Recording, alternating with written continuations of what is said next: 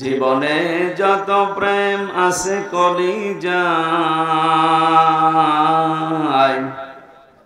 নবীজির তরে সবটুকু দিয়ে দেব তাই।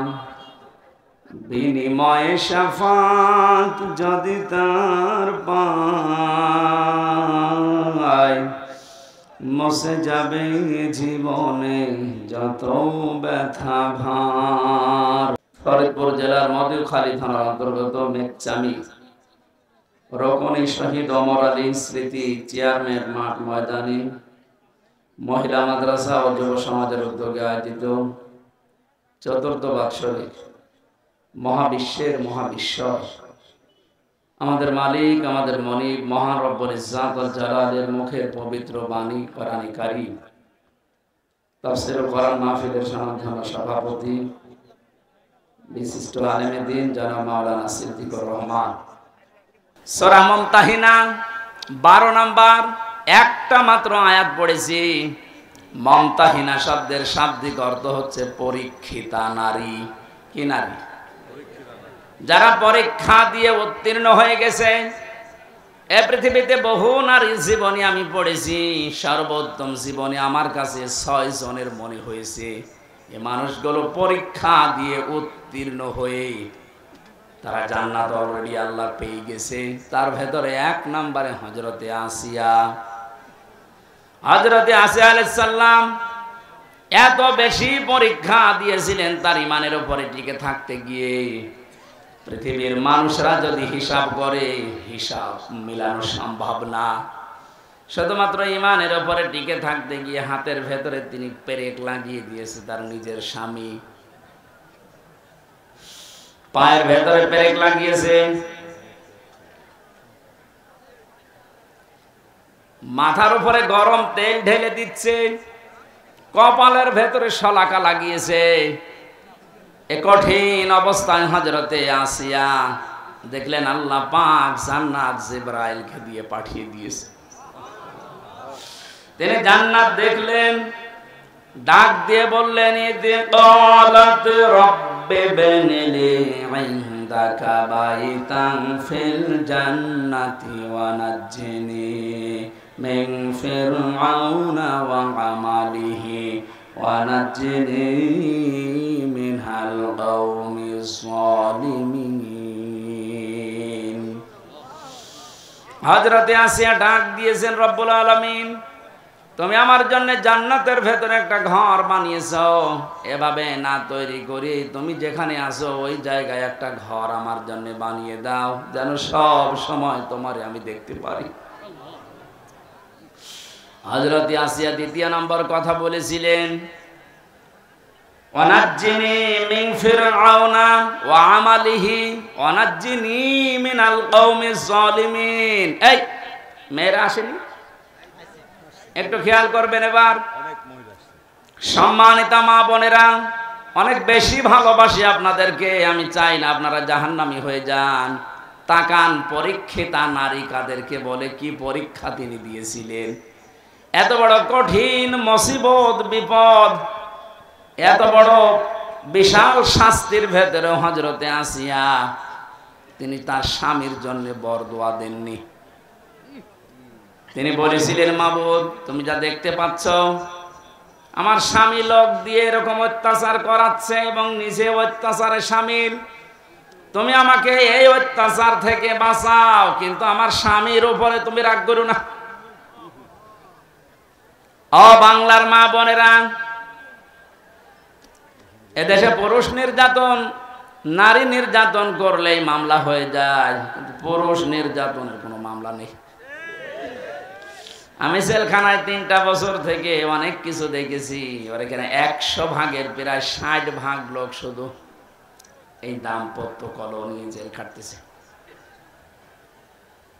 মেয়েদের এই ছোট মনের কারণে পেরে ওঠে না। সে প্রত্যেকে কি হুজুর বলেন আর কি খেজুর বলেন। এদের এই মানুষগুলো যদি একটু মন উদার করতো, আমার মনে হয় পরিবারে আমাদের শান্তি আরো ফিরে আসতো। বাস্তব দেখেছি যে জল্লাদটা এখন আছে আগে তো শাহজাহান ছিল, ও মারা যাওয়ার বের হয়ে মারা গেছে, এখন নতুন একজন দায়িত্ব পেয়েছে, ইলিয়াস, চট্টগ্রামে বাড়ি। লোকটাকে একদিন বললাম, ভাই কি অবস্থা বলেন তো? আমার বলছে, হুজুর আমার এখন 35 বছর বয়সে আমি জেলখানায় এসেছি।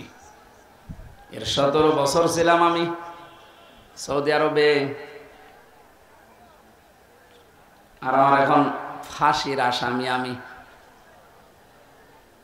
আমার যদি এখন যাবজ্জীবন হয়ে জেল খাটা লাগে, কমপক্ষে 22 বছর জেলে থাকা লাগবে। 35 থেকে 17, এরপরে 22, হিসাব করে দেখেন 74 বছর হবে। কত? 74 বছর বয়সে লোকটা জেলখানা থেকে বের হবে। খুব বড় অপরাধ করে গেছে না? পুরা জীবনে আমি শুনেছি যে কি কি করতেন। সৌদি থেকে 17 বছর পরে বের হলাম, দেশে আসার পরে বিয়ে করলাম। বিয়ে করার পরে আমার বোর সাথে আমার মায়ের মিল নেই, সব জিনিস আমি চাহিদা মতো পূরণ করেছি, কিন্তু মাকে আর ছোট বোনকে কিছু দিলেই ওর মন খারাপ হয়ে যায়। দিন রাত নেই, সব সময় শুধু মনোমালিন্য, ঝগড়া। শেষ পর্যন্ত আর পারলাম না যে আমার সম্পদ আমার মাকে দেই, আমার বোনকে দেই। ওর সমস্যা কি? সংশোধন করার জন্য একটা থাপ্পড় দিয়েছিলাম, ও ছাতা গেছে মইরে, মানে একটু জোরে। এই লাগবে না, বস। মারা যাওয়ার পরে তো বউ মারা কেস, প্রথমে ফাঁসি হয়ে গেল, এরপরে যাবজ্জীবন। এখন 22 বছর থাকা লাগবে আমার, 11 বছর চলছে। আমার তো বের হতে হতে আমার বয়স হয়ে যাবে 74 বছর। কি করব আমি? আমারে বলছিল, আপনি তো ওয়াজ করেন, বাইরে যে অন্তত একটু বলেন যে আমার মতো বিপদে যেন কেউ না পড়ে। কারণ আমি খুব বড় অপরাধ করিনি, আমি তো ঠিক রাস্তায় ছিলাম, মাঝখান থেকে একটু মিস্টেক হয়ে আমার জীবনটাই নষ্ট হয়ে গেল। ইলিয়াসের বউ এখনো পর্যন্ত আছে বাইরে। ইলিয়াসের যখন শুনেছে যে ওর যাবজ্জীবন জেল হয়ে গেছে, প্রথমে ফাঁসির কথা শুনে মেয়েটাকে কি, সে তো মারা গেছে, তার যে শাশুড়ি ছিল, এই শাশুড়ি এবং শ্বশুর পরবর্তীতে ওর মা বাবার উপরে এই মেয়েটার জন্য বহু অত্যাচার চালিয়েছিল। ভেতরে যেহেতু যোগাযোগ বিচ্ছিন্ন ছিল, কষ্টের কথাগুলো যখন এসে এসে আমার কাছে বলতো, আমি নিজেই কেঁদে ফেলতাম যে এই লোকটা তো সেরকম মেজর অপরাধ না, আর তো মারার জন্য মারে নাই, শুধু সংশোধনের জন্য একটা থাপ্পড় দিয়েছিল, ছাতা মরে গেছে। স্ত্রীর যদি মনটা উদার হতো, মন যদি বড় হতো, নবীজির হাদিস যদি এই মেয়েটা মানত, বিশ্ব নবী জানিয়েছেন, পৃথিবীর মেয়েরা তোমরা যদি মনে করো যে আমার স্বামীর হায়াত বেড়ে যাক, আরো বেশি দিন বেঁচে থাক, আমার স্বামীর সম্পদ সম্মান আরো বেড়ে যাক, তাহলে স্বামীকে মাঝে মাঝে বলবা তার রক্তের সম্পর্ক যেগুলো, এগুলো যেন অটুট রাখে, ঠিক রাখে। পৃথিবীর মানুষের সবচেয়ে বেশি রক্তের সম্পর্ক তার মায়ের সাথে। এক কথা বলে না কেন? এই জন্য পুত্রবধূ যারা বসে আছেন, আমার যতটুকু বাস্তবতার জ্ঞান আছে আমি দেখেছি, এই দেশে আমরা যারা জামাই আছি, এটা মনে হয় রেকর্ড হয়ে কালকে আমার ম্যাডাম শুনবে, শুনুক, কপালে যা আছে হবে। আমরা জামাইরা যেভাবে আমাদের শাশুড়িকে শ্বশুরকে যেইভাবে দেখি, যেই নজরে দেখি, আর যেভাবে আচরণ করি, বউগুলো যদি তার হাত আমার মা বাবার সাথে, আমাদের মা বাবার সাথে ওইটা করতো, এই দেশে কোনো ছেলে আলাদা হওয়া লাগতো না। একটু বেশি বলে ফেললাম নাকি? ঠিক মানে 100 ভাগ ঠিক। আপনি অনেকে মনে করেন আমি নামাজ পড়ি, রোজা রাখি, আমি কালো বোরকা পরে বাজারে যাই, আমি জান্নাত পাবো না। মানে কিসের জান্নাত? আপনি তো মানুষের অধিকার নষ্ট করেছেন, আপনি একটু উদার হতে পারেন না? কি করবেন আপনি সম্পদ বেশি নিয়ে? এই মেয়েটাকে খারাপ করার পেছনে ওই মেয়েটার মা আর ওর বড় বোন ওখান থেকে শুধু বুদ্ধি দেয়, এই তাড়াতাড়ি আলাদা হয়ে যা, আরামে খেতে পারবি।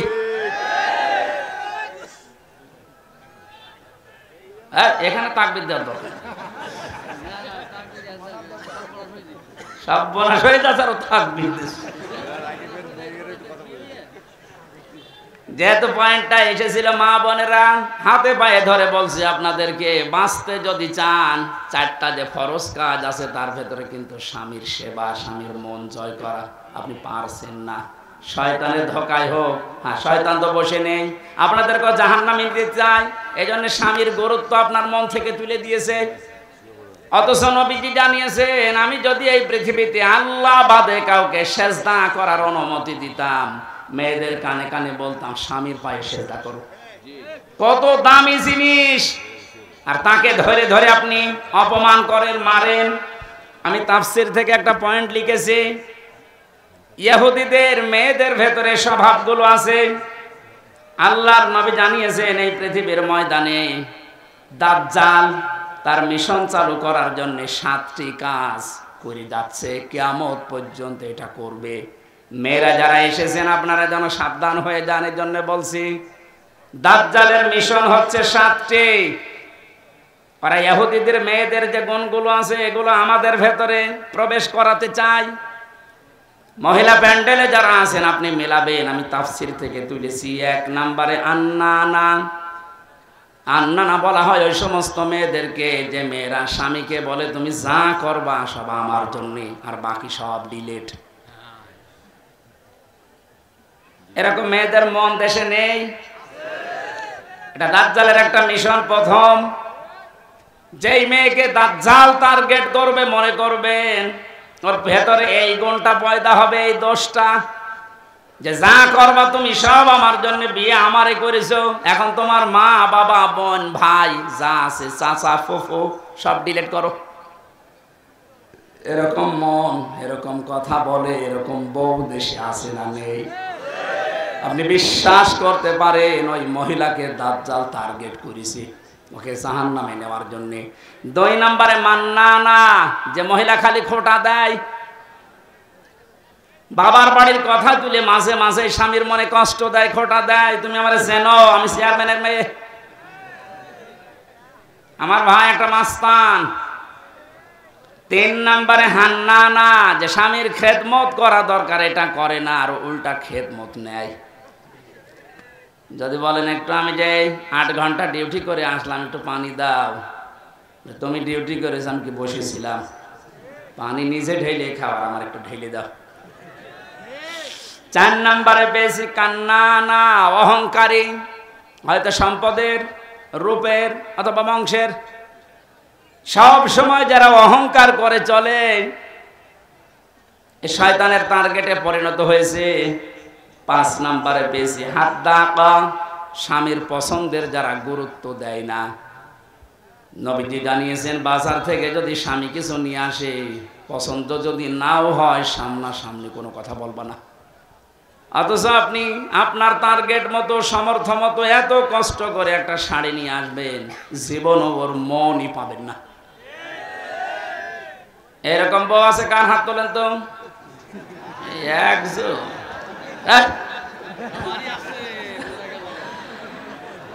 6 নম্বরে বেশি সাদ্দাকা, যারা হারামের প্রতি উৎসাহ দেয় স্বামীকে, খালি মাঝে মাঝে অন্যের তুলনা তুলে ধরে, যে কি করো, পাশের বাড়ি দেখো না, ওর বেতন তো তোমার চাইতে কম। এই যে হারামের প্রতি আপনি উৎসাহ দিচ্ছেন, লোত নবীর স্ত্রীর সাথে আপনাকে জাহান্নামে থাকা লাগবে। কথা বুঝতেছেন? নিজের চরিত্র ভালো তাতে কি হয়েছে? আপনি যদি হারাম কাজের প্রতি উৎসাহ দেন, কাউকে সাহায্য করেন, কিয়ামতে আপনি লোত নবীর স্ত্রীর সাথে জাহান্নামে থাকা লাগবে। এটা তো আমি বানালাম নাকি? সূরা আরাফ 8 নম্বর পারার 20 নম্বর পৃষ্ঠা 3 নম্বর লাইনে 83 নম্বর আয়াত, তাফসীর থেকে বলছে, আল্লাহ রাব্বুল আলামিন 2 জন ফেরেশতাকে পাঠালেন। 2 জন ফেরেশতা এসে লোত নবীর কাছে এসে বলে, আল্লাহর নবী, আপনার উম্মতদেরকে নিয়ে আপনি এখান থেকে চলে যান, আমরা মাগরিবের সময় আল্লাহর গজব এখানে নাযিল করব। কিন্তু সাবধান, ফাআনজাইনাহু ওয়া আহলাহু ইল্লা ইমরাতাহু কানাত মিনাল গাবিরিন। আপনার স্ত্রীকে আপনি নিতে পারবেন না, যারা আছে বাকি সবাইকে নিয়ে যান, আপনাকে যারা স্বীকার করেছে আপনার উম্মত নিয়ে যান, স্ত্রীকে নেবেন না। প্রশ্ন আসতে পারে লূত নবীর স্ত্রীর চরিত্র খারাপ ছিল? না না, পৃথিবীর কোন নবীর স্ত্রীর চরিত্র খারাপ ছিল না, কারণ হারাম রক্তের ভেতরে আল্লাহ নবীদের রক্ত ঢুকান নাই। এজন্য নবীদের স্ত্রীর চরিত্র ভালো ছিল, কিন্তু এই মহিলা চরিত্রহীনাও ছিল না, চরিত্র খারাপও ছিল না, কিন্তু তলে তলে চরিত্রহীন মানুষদেরকে সাপোর্ট করত। ওই জামানায় একটা গণা ছিল, পুরুষে পুরুষে জেনা, মহিলা মহিলায় জেনা করত, ওইটাও সাপোর্ট করত, নিজে করতো না, শুধু সাপোর্ট করত। একটু চিন্তা করেন তো, এত বড় একটা জলিলুল কদর নবী লূত আলাইহিস সালাম, তিনি ইব্রাহিম নবীর ভাগ্নে, এত বড় নবীর ভাগিনা, নিজে নবী, তার স্ত্রী নবীর স্ত্রী হওয়ার পরেও নিজের চরিত্র খারাপ না, চরিত্রহীনাও ছিল না, শুধু হারাম কাজ যারা করে তাদেরকে সহযোগিতা করত, সাপোর্ট করত, ভালোবাসত, যে ঠিক আছে।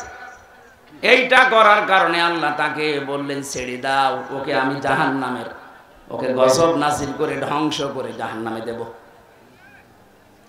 রাজবাড়ি ফরিদপুরবাসী অনেকেই মনে করছে আমার নিজের চরিত্র তো ভালো, আমি কোনো অন্যায় কাজে যাই না, কিন্তু এমন মানুষকে সাপোর্ট করেন যার চরিত্র ভালো না। এ দেশের কথা বলছি না, এক কথা বলছে না। মা বোন যারা এসেছেন, হযরতে ফাতেমাতুজ জোহরাকে আল্লাহ যে দুইটা কারণে জান্নাতের নেত্রী বানিয়েছেন মেয়েদের, তার এক নম্বরে কোনো দিন তিনি স্বামীকে হারাম কাজে উদ্বুদ্ধ করেননি। না খেয়ে থেকেছেন 3 দিন পর পর, আপনি সহ্য করতে পারবেন? 3টা দিন মানে 72 ঘন্টা না খেয়েছিলেন নবীর মেয়ে, তারপরও স্বামীকে দিয়ে কোনো হারাম কাজ করতে উদ্বুদ্ধ করেননি। আর আপনার কোনো অভাব নেই, এর বড় স্বামীকে দিয়ে বাম হাতের ইনকাম করান। আজকে একটা এসপির স্ত্রী তার স্বামীর বিরুদ্ধে নিজে মামলা দিচ্ছে। সম্মানিত মা বোনেরা, আমাদের হুঁশ হবে একদিন, যেদিন আজরাইল আসবে, ওই সময় হুঁশ হয়ে আর লাভ হবে না। এখনই হুঁশ ফেরা দরকার। 7 নম্বরে বেশি বাররাক, এটা না বলাই ভালো। হ্যাঁ, বলে আমি মায়ের খাই। বাররাকা মানে এমন স্ত্রী যে স্বামীর গায়ে হাত তোলে। এই কথা বলছে না কেন? এরকম মানুষ দেশে নেই? বহু পালোয়ান বাইরে বীর, ভেতরে যে ক্ষীর হয়ে যায়। এটা দাজ্জালের যে 7টা মিশন নারীদেরকে নিয়ে, এখানে যারা এসেছে এই মেয়েরা যেন এই মিশনে এই খপ্পরে না পড়ে, বলেন আমিন। এত বড় কঠিন মুহূর্তেও হযরতে আসিয়া তার স্বামীর জন্য বরদোয়া দেননি। হ্যাঁ, তিনি বলেছিলেন আল্লাহ তুমি আমাকে বাঁচাও, নাজ্জিনি মিন ফিরআউনা ওয়া আমালিহি ওয়া নাজ্জিনি, একালিপ করে টান আছে। তুমি আমার স্বামীর অত্যাচার এবং যাদেরকে দিয়ে অত্যাচার করাচ্ছে এই জালেমদের কবল থেকে তুমি আমাকে বাঁচাও, কিন্তু আমার স্বামীর উপরে তুমি গজব দিও না। এত বড় কঠিন মুহূর্তেও যদি বরদোয়া না দিতে পারে, আপনার কি হয়েছে? একটা সাবান কম হলে আপনি খোঁটা দেন, বরদোয়া দেন, উল্টা পাল্টা কথা বলেন। পরীক্ষিতা নারী হওয়ার জন্য 28টা গুণ মেয়েদের অর্জন করা লাগে। সূরা নিসার ভেতরে ধারাবাহিকভাবে আল্লাহ দিয়েছেন। ইবনে কাসির তাফসীরটা মেয়েদেরকে পড়াবেন। আমার আজকের আলোচনার বিষয় ওইটা না, শুধু নামকরণটা বললাম। সূরা মুমতাহিনা শব্দের শাব্দিক অর্থ পরীক্ষিতা নারী। কি নারী? পরীক্ষিতা নারী। যে সমস্ত মেয়েরা পরীক্ষা দিয়ে পাশ করেছে তাদের ভেতরে 6টা গুণ আপনি হে নবী দেখতে পাবেন। এরা যখন আপনার কাছে বায়াত নেবে বলে আসবে, তাদেরকে আপনি বলবেন, মেয়েরা এসেছিল নবীজির কাছে, এসে বলে হে রাসূল আমরা আপনার সাথে হাত মিলাতে চাই। ইবনে কাসির মুফাসসির বলেন বিশ্ব নবী জানিয়েছেন ওই সময় আমি মেয়েদের বেগানা মেয়ের সাথে হাত মিলাই না। অথচ বাংলাদেশে আমরা বহু পীরের নামে কলঙ্ক দেখছি, ওরা মেয়েদেরকে পর্যন্ত মুরিদ বানায়। এই কথা বলছেন? পুরুষের জন্য মহিলাকে মুরিদ বানানো, তার খেদমত নেওয়া জায়েজ আছে? বলেন বলেন। এগুলো যারা করছেন না বুঝে করছেন, আপনি থামেন। বিশ্বনবী জানিয়েছেন, হ্যাঁ, এই পৃথিবীতে তিনটা জিনিস আমার কাছে সবচাইতে বেশি প্রিয় লাগে, ভালো লাগে। তার এক নম্বরে আমার নিজের স্ত্রী। কার স্ত্রী? নিজের স্ত্রী। জাওজাতি, আমার নিজের স্ত্রী ভালো লাগে আমার কাছে। আমাদের কাছেও স্ত্রী ভালো লাগে, তবে নিজেরটা ছাড়া অন্যেরটা। কথা বলছেন? এই জন্য হাজারো মানুষের দেখবেন লাইন চলছে এখনো। এই যে পরকিয়া প্রেম যারা করেন, এখনই থামেন, নয়তো তিনটা ক্ষতি হয়ে যাবে দুনিয়ায় আর তিনটা আখেরাতে।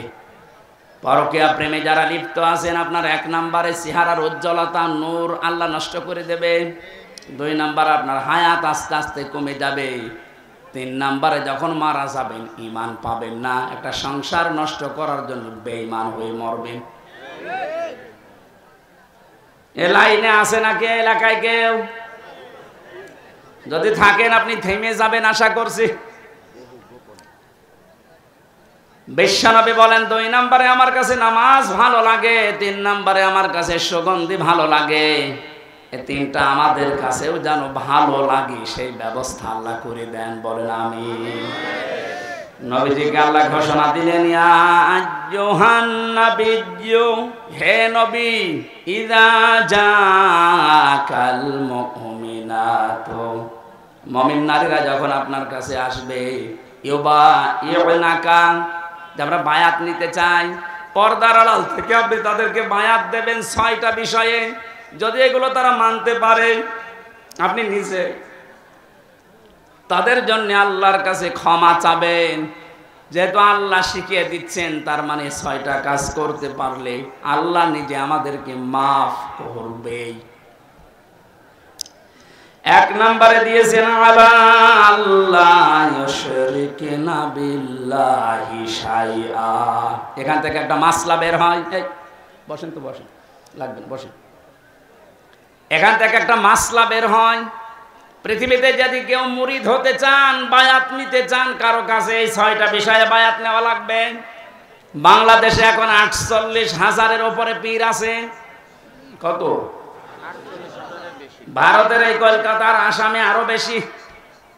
আমি তো 17, 18, 19, 20 এই সমস্ত সালগুলোতে ভারতের এই কয়েকটা রাজ্যে দেখেছি, ও ঘরে ঘরে পীর।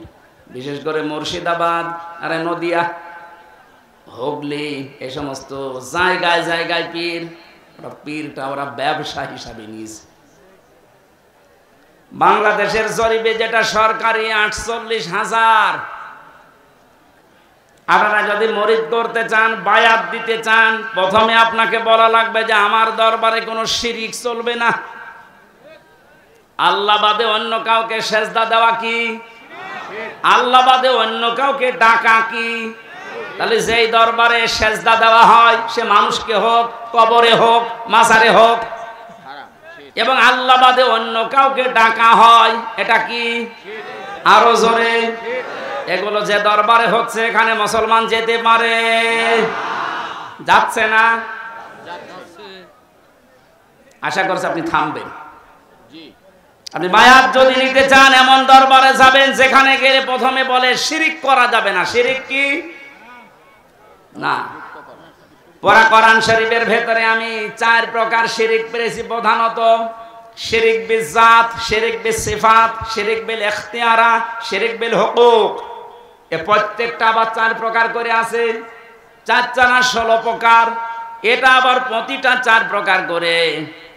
আপনি 48 প্রকার পাবেন, এরপরে 72 প্রকার, এরপরে 120 প্রকার দেওয়া আছে।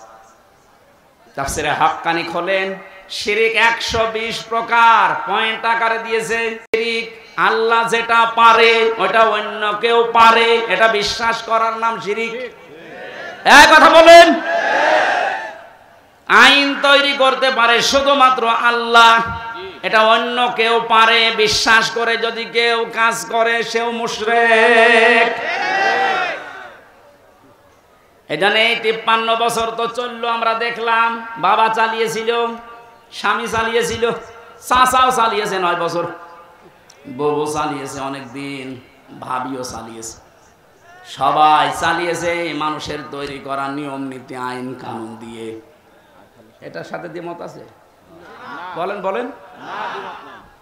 53 বছরে কাঙ্ক্ষিত মানের শান্তি আপনি দেখলেন কেমন? এখন তো শুধুমাত্র দেখতে বাকি আছে এই কোরআন দিয়ে দেশ চললে কেমন দেখা যায়।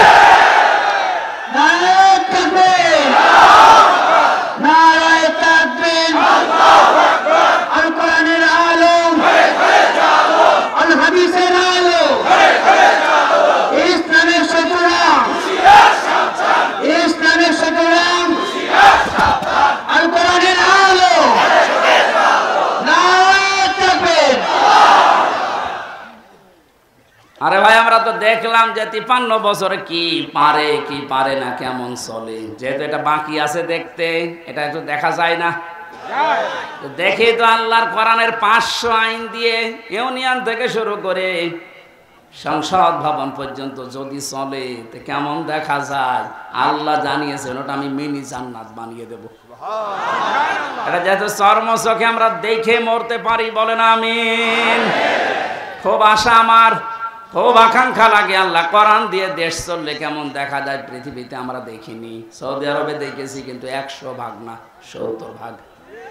তাই যে শান্তি পাওয়া যায় মাঝে মাঝে ওখানে, ওটা যদি 100 ভাগ হতো, 30 ভাগ বাকি আছে এখনো। আমাদের দেশটা যদি 100 ভাগ আল্লাহর আইন দিয়ে আমরা চালাতে পারি, আপনি দেখবেন পৃথিবী কেমন শান্তি স্বস্তি নিরাপত্তা ফিরে আসে। আজ মেয়েদেরকে অনেকে জুজুর ভয় দেখাচ্ছে, ইসলাম যদি চায় তোমাদেরকে ঘরবন্দি করে ফেলবে। এতদিন তো জালেমরা এটা বোঝাইতো, এখন অনেক মুনাফিকরা এটা বোঝানো আরম্ভ করেছে। সম্মানিতা মা বোনেরা, আমরা গ্যারান্টি দিতে পারি কোরআন যদি সত্যিই যায় পৃথিবীতে নারীর যে মুক্তি বিশ্বনবী দেখিয়েছেন ওটা আপনি দেখতে পাবেন। এখনো দেখতে পাননি মনে করছেন, মনে হয় ইসলাম ওই রকমই, আগে প্রতিষ্ঠিত হতে দেন। সুতরাং এই জুজুর ভয় যারা দেখাচ্ছেন আপনারা জালেম একদিকে, আর একদিকে আপনারা মুনাফিক।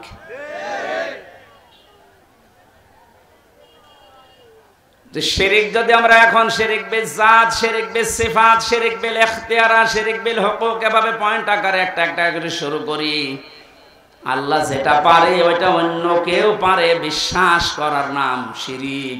আল্লাহ পারে আইন দিতে, অন্য কেউ পারে না। এই কাজে যারা ইনভলভ আছেন, এই কাজের সাথে যারা জড়িত আছেন, এই কাজে যারা সাহায্য সহযোগিতা করছেন, সাপোর্ট করেন, আপনি যে দল করতে পারেন আপনি মুশরিক। আপনার বায়াত হয়নি, কিসের বায়াত নিচ্ছেন আপনি? 2 নম্বরে আল্লাহ বলেন ওয়ালা ইয়াসরিকনা, হে নবী ওদেরকে বলেন যেন তারা জীবনে চুরি না করে। কি না করে? চুরি নেই দেশে? বেগম পাড়া এমনি তৈরি হয় বাবার টাকা দিয়ে, বেগম পাড়া বানাচ্ছেন, সব চুরি করা টাকা।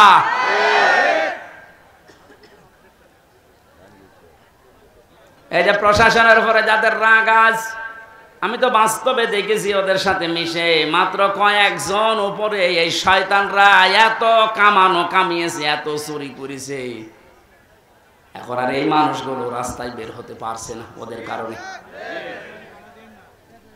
আজকেও কয়েকটা লাইভ দেখেছি, এসআই এবং এএসআই কনস্টেবল সাধারণ যারা ডাক দিয়ে বলছে আমাদের নিজেদের অপরাধের জন্য যদি শাস্তি দিতে চান আমাদের দেন। আমরা তো হুকুমের দাস ছিলাম, উপর থেকে যে মানুষগুলো আমাদের জীবনটা এভাবে নষ্ট করে দিল, আজ আমরা স্বাভাবিক জীবনে যেতে পারি না। অবশ্যই তাদেরকে আইনের আওতায় এনে শাস্তি দেন এবং ওদের সম্পদগুলো সব বাঁচাতে পারেন। আমরা এটা চাই।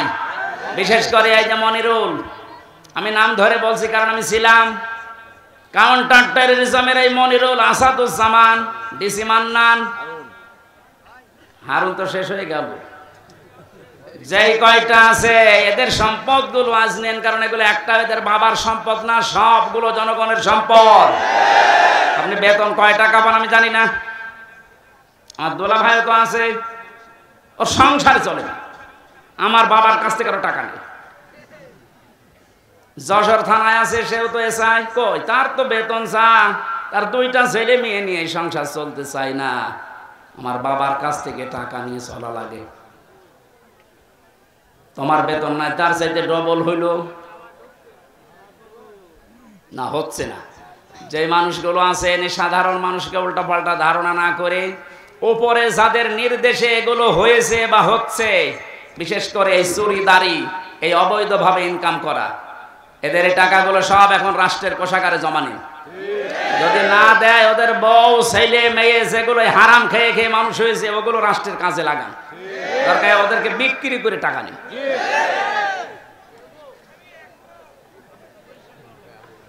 চুরির এইটা যদি আমরা শপথ নিতে পারতাম যে চুরি করব না, চুরি বন্ধ করব, এ দেশটা কিন্তু দাঁড়িয়েছে। তো এক দরবেশই যদি এত টাকা চুরি করে থাকে, বাকি যারা দরবেশের ভান ধরিস তাদের অবস্থা কি? ওরা আসেনি না, জেনা করা যাবে না। এ জেনা শুধু হাতের জেনা, মুখের জেনা, চোখের জেনা, অন্তরের জেনা, লজ্জা স্থানের জেনা। এই জেনাগুলো আজ বন্ধ করার জন্য যে যেখানে আসি ওই জায়গা থেকে দায়িত্ব নেওয়া লাগবে, বিশেষ করে মেয়েদের আগে। কারণ জেনা এ শব্দ শুরুই আল্লাহ করেছেন মেয়েদের দিয়ে। আসানিয়াতু আসানি ফাজলিদু কুল্লা ওয়াহিদিন মিনহুমা মিয়াতা জালদা। আল্লাহ পাক বলেন জেনাকারিনী এবং জেনাকারী, আগে কার নাম? মেয়েদের নাম। এজন্য মা বোনেরা আপনারা নিজেদেরকে কন্ট্রোল করেন। এই মোবাইলটা, এই ফেসবুক এবং কম্পিউটার, এই সমস্ত জিনিস দিয়ে আজ মানুষ জেনার লাইনে এগিয়ে যাচ্ছে। আগে হ্যালো হ্যালো, এরপরে শেষ পর্যন্ত লজ্জা স্থান দিয়ে শেষ হয়। যে এলাকায়, যে দেশে, যে অঞ্চলে জেনা বেড়ে যায়, প্রকাশ্য হোক গোপনে হোক, ওখানে আল্লাহর 8টা গজব নাজিল হয়। কয়টা? এমন মহামারী রোগ আল্লাহ ছড়িয়ে দেয় যার চিকিৎসা পৃথিবীতে নেই। এজন্য আমরা সাবধান হব। আমাদের এই দেশটা জেনা যেগুলো চলছে এগুলো কি করে বন্ধ করা যায় নিজ উদ্যোগে, পারিবারিক ভাবে, সামাজিক ভাবে।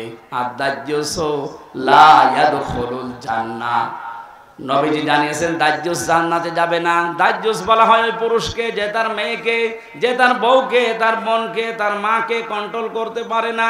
ওগুলো আরো মানুষ দিয়ে দেখায়, শান্তি পায়।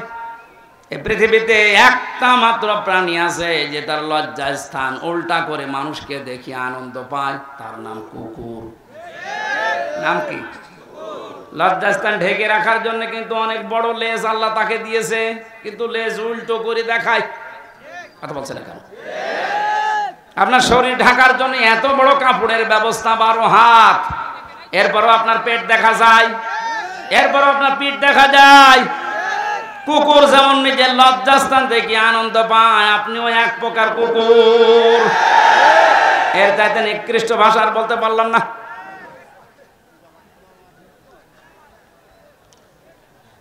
আশা করছি আপনি থামবেন। একটা মহিলা যদি বেপরদা জেনা এই সমস্ত করার কারণে জাহান্নামী হয়ে যায়, কমপক্ষে 4 জন পুরুষ কিয়ামতের সঙ্গে নিয়ে যাবে। প্রথমে তার বাবাকে, এরপরে বড় ভাইকে, এরপরে স্বামীকে, এরপরে বড় ছেলেকে। আপনি বলেন তো, এক একজন মহিলা যেভাবে চলছে আজ, এভাবে যদি চলতে চলতে ওরা জাহান্নামে যায়, আমাদেরকে যারা 4 জনের নাম বললাম, হয়তো আমি কারো বাবা, নাই স্বামী, নাই বড় ভাই, নাই বড় ছেলে, জান্নাত পাওয়া সম্ভব হবে? এই জন্য কন্ট্রোল হবে। জেনার পরিবেশগুলো বন্ধ করা দরকার আস্তে আস্তে। আল্লাহ পাক বলেন ওয়ালা ইয়াকতুলনা ওয়ালাদাহুন্না, খাবারের ভয়ে সন্তানকে হত্যা করো না। এখানে কয়েকটা মাসলা বের হয়। আপনাদের মনে হয় কষ্ট হয়ে যাচ্ছে নাকি? আমার তো কষ্ট হচ্ছে। আমার একটা ফ্যানের ব্যবস্থা যদি করতেন আগে থেকে, এই ঝামেলাটা হতো না। এখন ওইভাবে হয়, মানুষ একবারে একদিন দাঁড়িয়ে দাঁড়িয়ে বাতাস দিবে। ওর জীবন না, ওরে বাতাস দিয়াবেন। ফ্যান দিলে প্রথমে থেকে ভালো। ওয়ালা ইয়াতিনা বিবহতানিন ইয়াফতারিনাহু বাইনা আইদিহিন্না, জেনে বসে কোনো মানুষ যেন একজনের উপরে অপবাদ চাপিয়ে না দেন। এই সিদ্ধান্ত নিয়ে, এই বায়াত নিয়ে আমার কাছে আজকে থেকে যান। এই গোনাটা বাংলাদেশ সহ বিশ্বে এখন বহু জায়গায় আরম্ভ হয়েছে। কিচ্ছু জানে না যে লোকটা আন্দাজে তার উপর একটা অপবাদ দোষ চাপিয়ে তার জীবনটা ধ্বংস করে দেওয়া হচ্ছে। কথা বলে ঠিক কিনা? বহু ভুক্তভোগী মানুষকে আমি জেলখানায় পেয়েছি, একেবারে নিরপরাধ, কিচ্ছু জানে না ও বিষয়ে, আন্দাজে দোষটা চাপিয়ে তার সংসারও শেষ, তার জীবনটাও শেষ করে দিলেন। এখন আপনি মাপ পাবেন না। অপবাদ দেওয়া থেকে আমাদের বিরত থাকা লাগবে। খুব মারাত্মক অপরাধ এটা, অপবাদ। 6 নম্বরে আল্লাহ বলেন ওয়ালা ইয়াসিনাকা ফি মা'রুফিন ফাবাইহুন্না। কোন ভালো কাজ যদি আপনি আরম্ভ করেন, সেই কাজের বিরোধিতা যেন আপনার সাথে না করে। এজন্য আমরা কোনো ভালো কাজে আঞ্জাম দিলে দলমত দেখা যাবে না, ওই কাজে আঞ্জাম দেওয়া লাগবে।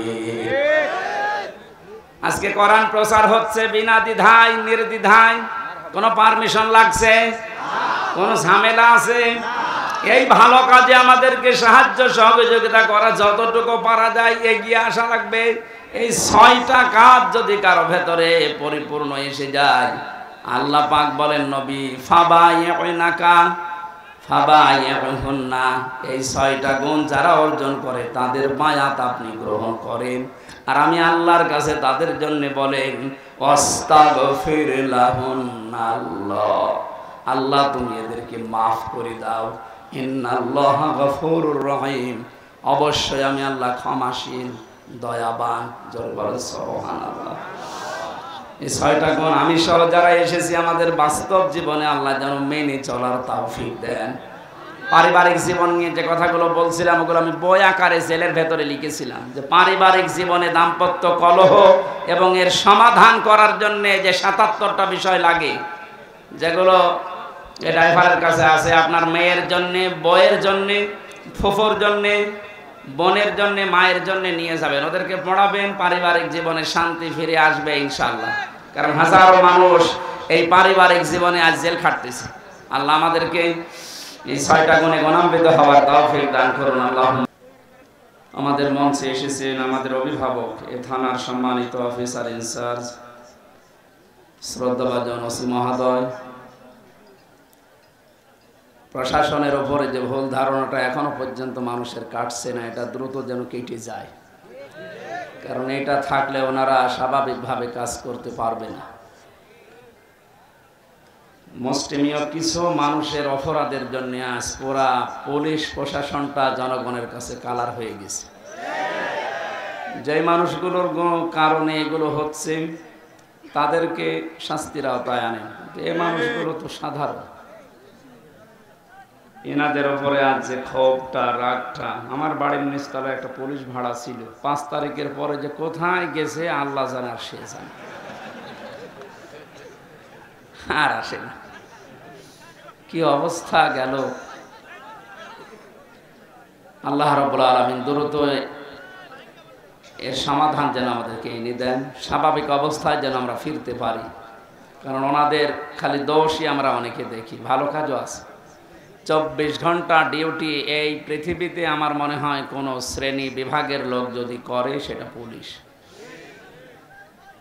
অন্যান্য কর্মজীবনে যারা আছে তাদের সর্বোচ্চ 8 ঘন্টা 10 ঘন্টা করে ডিউটি করা লাগে, আর ওনাদের কোনো 8-10 নেই, 24 ঘন্টায় ডিউটি। ঘুমিয়ে আছে, যদি সাইলেন্ট বাজে দে ওই অবস্থায় দৌড়বে। জানে আমার যতটুকু বাস্তবতায় আমি দেখেছি, ওনাদের সাথে আমি অনেক মিশেছি।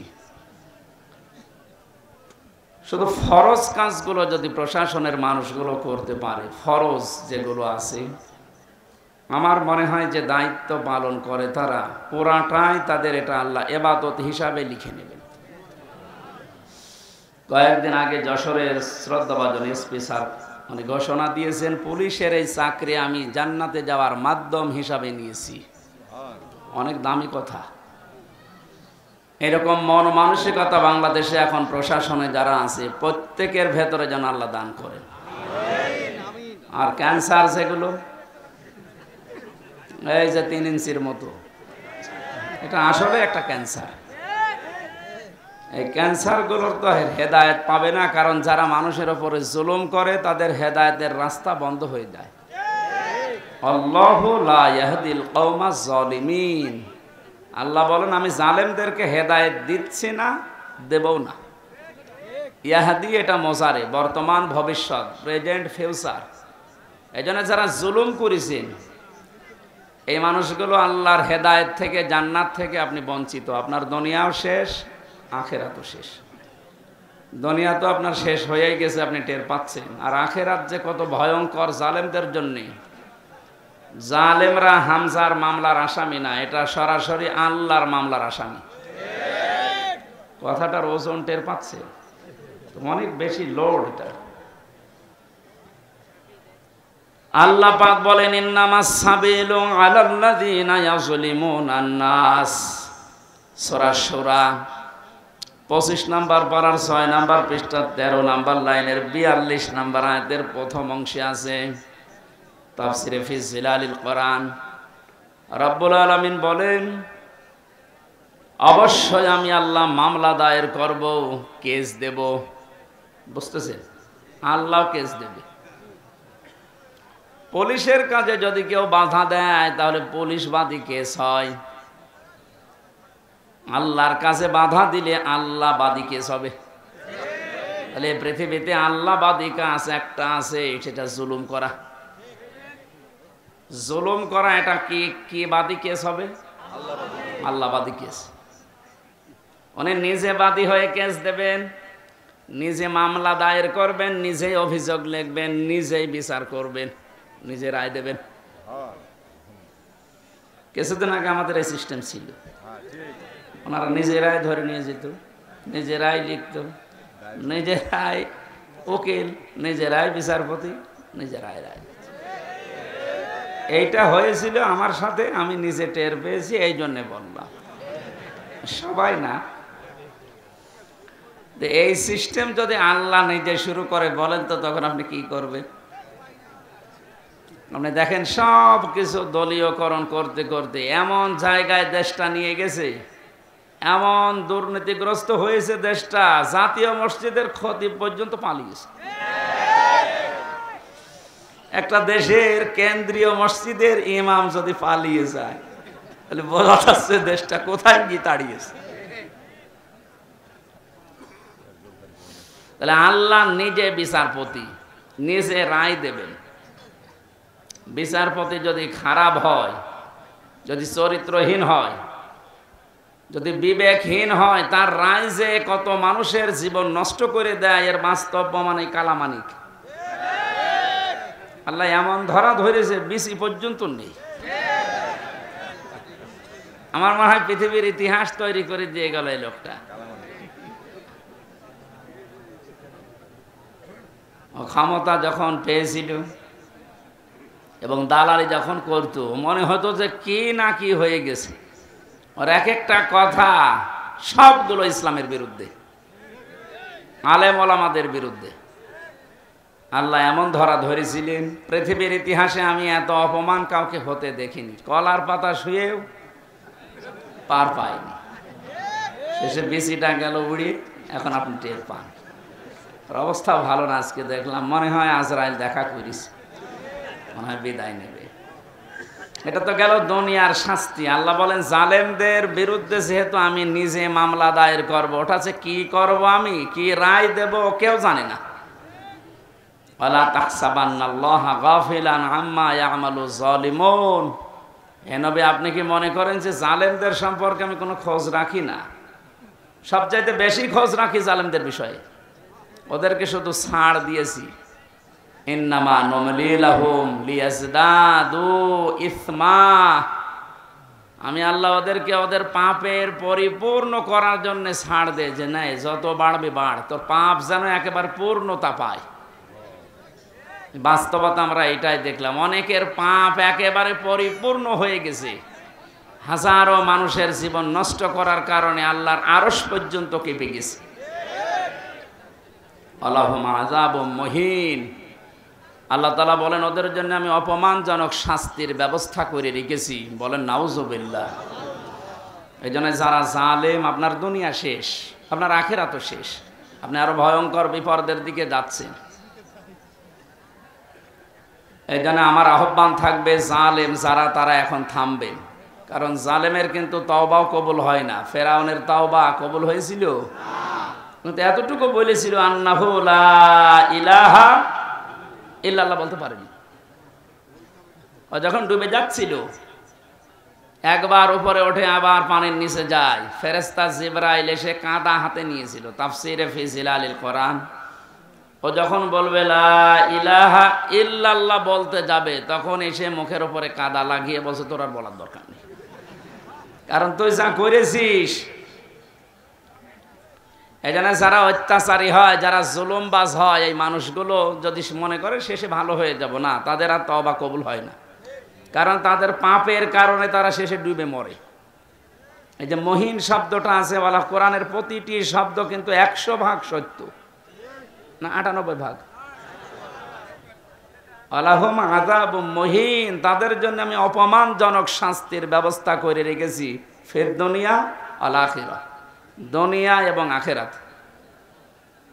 প্রশ্ন আসতে পারে তারা তো কিছু কিছু মানে, নামাজও পড়ে, রোজা রাখে, দান সদকাও করে। হ্যাঁ, এবার শুনি, সূরা বাকারা প্রথম নাম্বার পারার 12 নাম্বার পৃষ্ঠার 7 নাম্বার লাইনের 85 নাম্বার আয়াতের মাঝের অংশে আছে আফাতুমিনুনা বিবা'দিল কিতাবি ওয়া তাকফুরুনা বিবা'দ ফামা জাযাউ মান ইয়াফআলু যালিকা মিনকুম ইল্লা খিজিয়ুন ফিল হায়াতিদ দুনিয়া।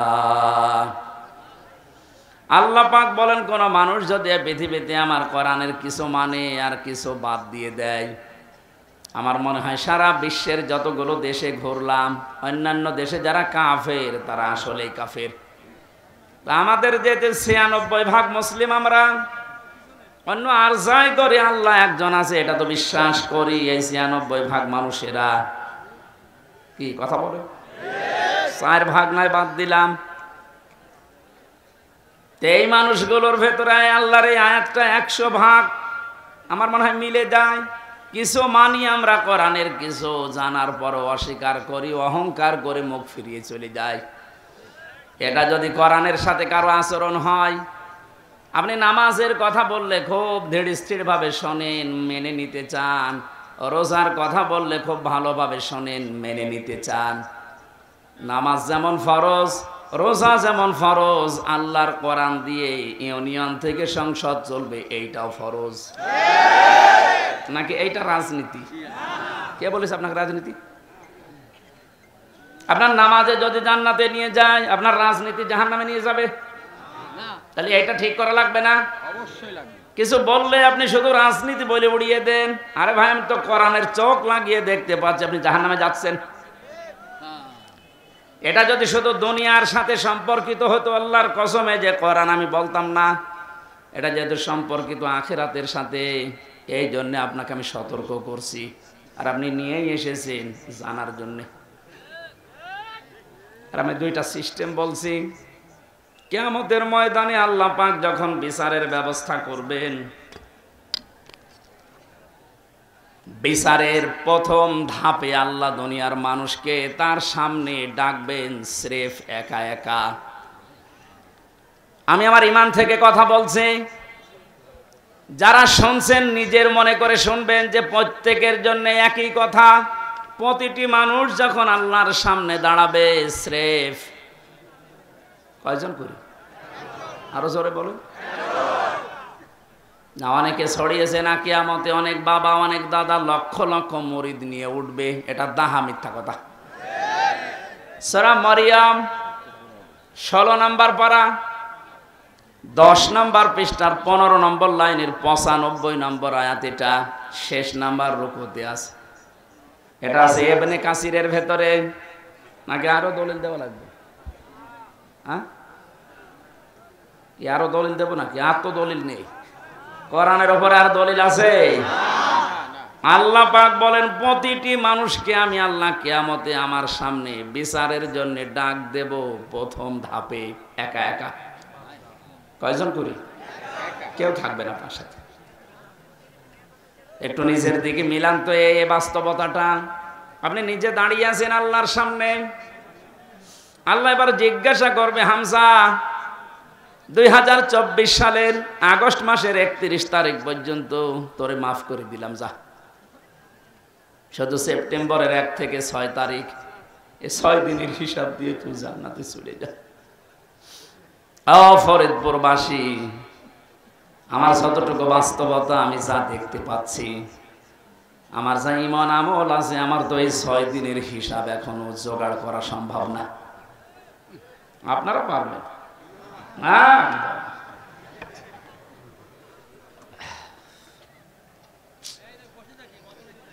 কথাটা শুনতে যত সহজ মনে হচ্ছে, বাস্তবতায় গেলে অত সহজ পাবেন না। আল্লাহর সামনে নিজেকে দাঁড় করান, যার জন্য আপনি অবৈধ পথে ইনকাম করছেন, অবৈধ পথে বেছে নিয়েছেন, কি হবে এদের দ্বারা?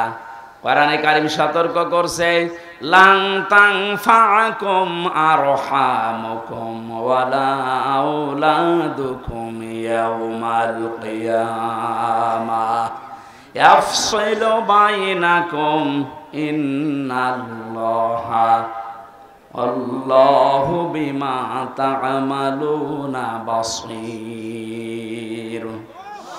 সূরা মুমতাহিনার 2 নম্বর আয়াতে আছে লাং তানফাকুম, এটা 3 নম্বর আয়াত। মজারের আগে যদি লান আসে অর্থ হয় কখনো সম্ভব না। এখানে অনেক আলেম বসে আছে, এই যে লাং তানফা নাফা ইয়ানফাউ, এটা মজারে, এর আগে লাং দিয়েছেন। আল্লাহ নিজে গ্যারান্টি দিচ্ছেন কখনোই সম্ভব না, কখনোই উপকার করতে পারবে না। তোমাদের সম্পদ আদি, তোমাদের সন্তান আদি, কিয়ামতের ময়দানে কেউ তোমার উপকারে আসবে না। আল্লাহর এই কথাটা যদি আমরা 100% বিশ্বাস করতাম, এই দেশে হাজারো মানুষের অবৈধ ইনকাম বন্ধ হয়ে যেত। আমরা ওই যে কিছু ভাষা বিশ্বাস করি, এই জন্য আমাদের অবৈধ পথ বন্ধ হয় না।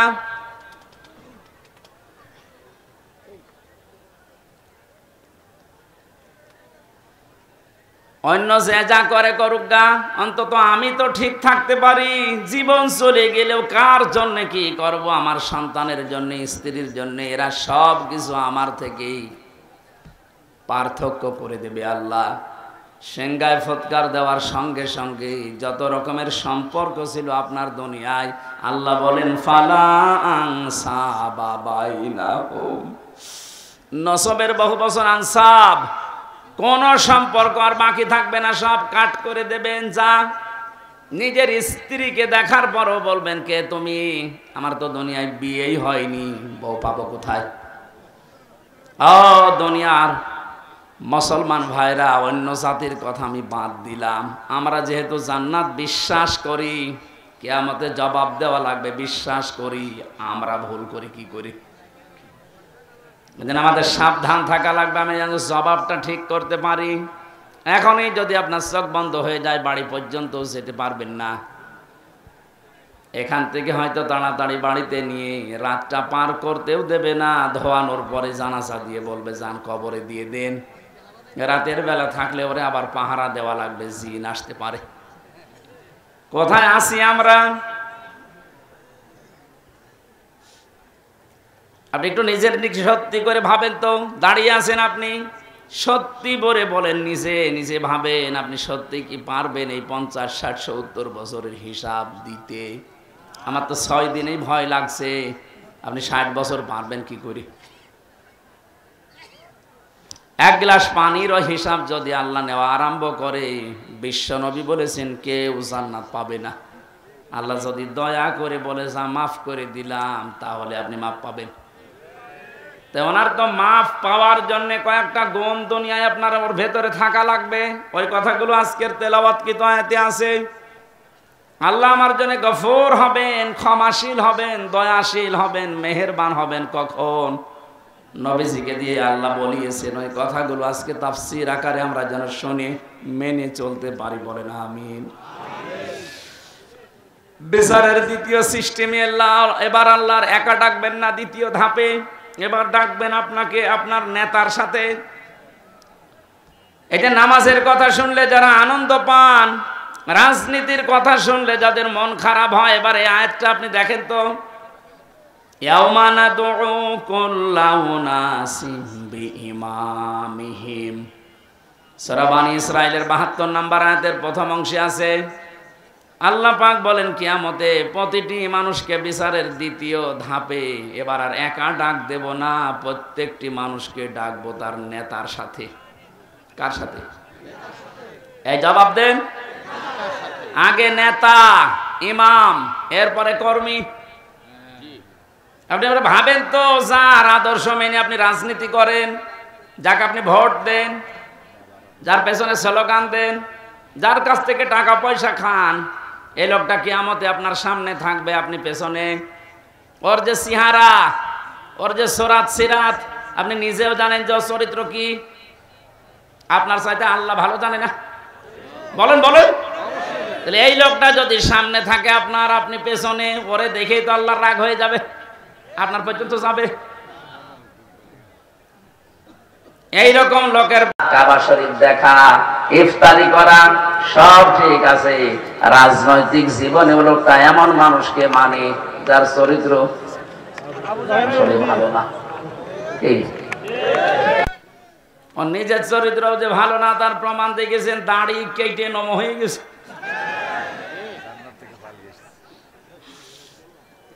প্রশাসনের লোক যখন ধরতে গেছে ওরা কিন্তু চিনতে পারে নাই। আর একটা ছিল নম, আইনের চেয়ারে বসে শুধু বেআইনি কথা বলতো। এই লোকটারে যখন ধরে নিয়ে যাচ্ছিল এই আইনমন্ত্রী, অবশ্য আমি একা কেন, ওই যে ওর বেশ ওর দাড়ি কই, দাড়ি কেটে ফেলে দিয়েছে। যেই লোকটা এত বড় ভাওতাবাজি করতে পারে মানুষের সাথে, যে রাসূলুল্লাহর সুন্নাত, দাড়ি কি হামজার সুন্নাত? কার সুন্নাত? অপরাধ বোধ কত বেশি, নিজে কাজ করেছে এই জন্য তো অপরাধী। এত ভয় যে রাসূলুল্লাহর গলায় ছুরি লাগিয়ে দিয়েছে, যা আমার দরকার নেই, আমি আগে বাঁচতে চাই। আল্লাহ বাঁচতে দিয়েছে, এখন পচা ডিম খাচ্ছে।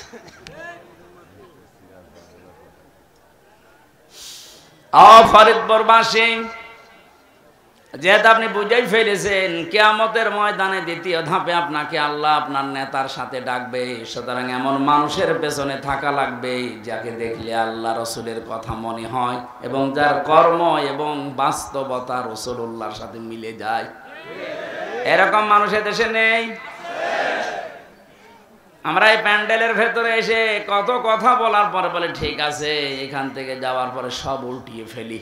এই জন্য আমাদের কপালের কোনো পরিবর্তন নেই। এবার আর ভুল করা যাবে না। কি কথা বলেন না কেন?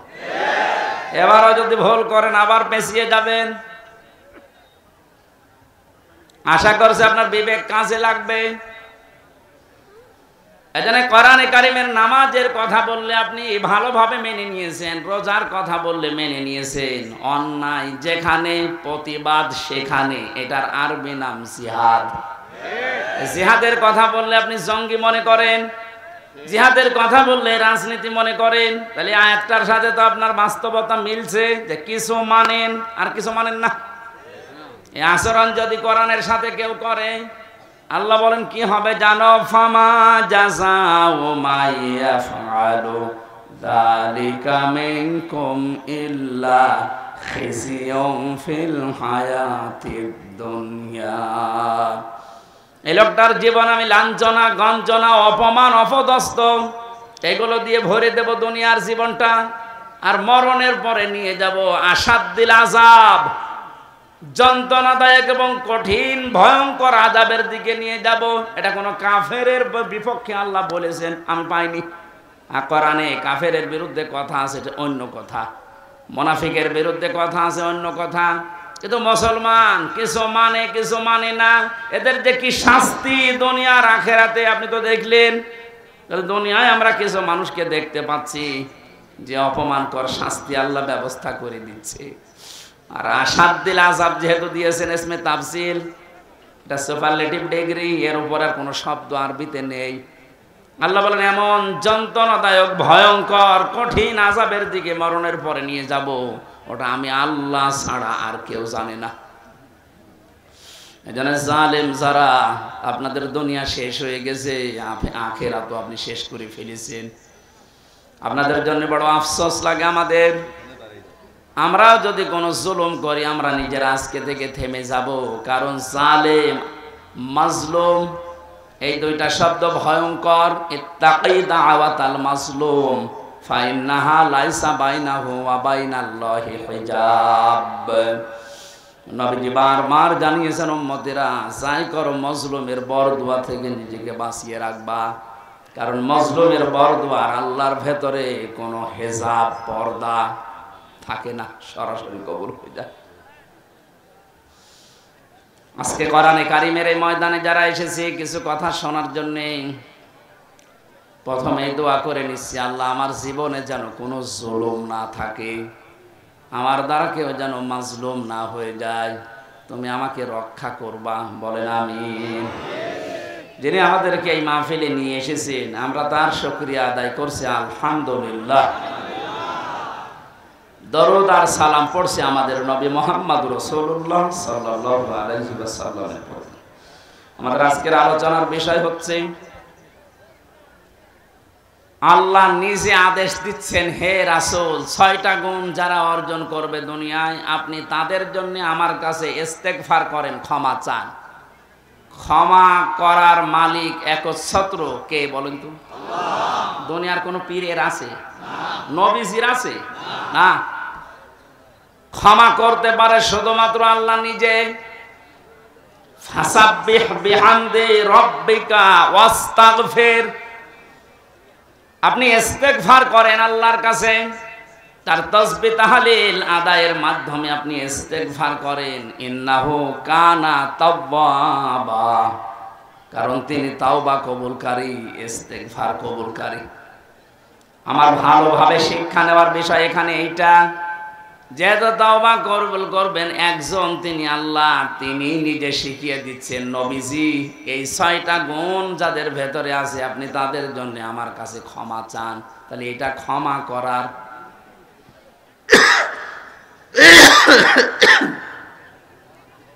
আয়াত থেকে বোঝা যাচ্ছে আল্লাহ এই 6টা গুণ বিশিষ্ট মানুষদেরকে ক্ষমা করবেন বলে জানিয়েছেন।